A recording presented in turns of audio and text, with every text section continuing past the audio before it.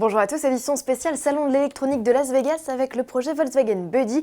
On parle aussi des innovations BMW et Volvo. Avant cela, un détour par les pistes du Dakar.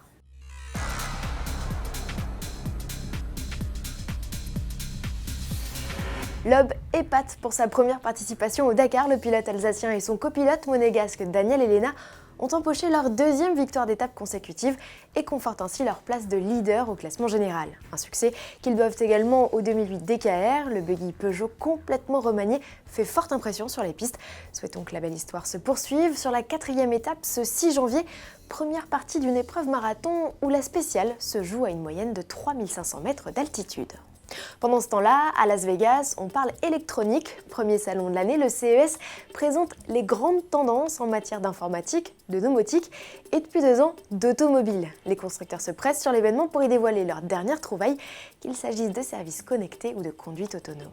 Chez Volkswagen, la star, c'est Buddy, ce microbus de 4,60 m de long, un poil plus grand que le Touran, pourrait débarquer dès 2019. Il a ici été développé sur une nouvelle plateforme, elle servira aux futures voitures 100% électriques du groupe.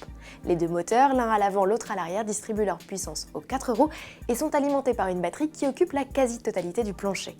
Ainsi doté, Buddy revendique une autonomie de 533 km. À bord, pas de bouton, il n'y a que des commandes tactiles, même sur le volant, à reconnaissance vocale ou gestuelle. Un geste suffit à ouvrir les portes.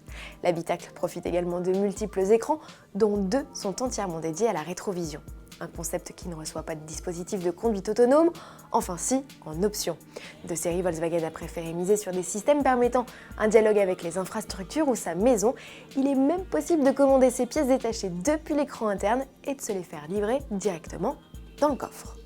Chez Volvo, on dialogue avec sa voiture par l'intermédiaire d'une montre. Le constructeur a présenté un dispositif permettant aux utilisateurs de commander à distance, via commande vocale, certaines fonctionnalités comme le téléchargement d'un itinéraire, la mise en route du chauffage ou même le démarrage du véhicule. Volvo qui a profité du CES pour annoncer son alliance avec Ericsson. Objectif, développer des services de connectivité haut débit, de quoi permettre à l'avenir, en association avec le mode de conduite 100% autonome, de regarder sa série télévisée préférée.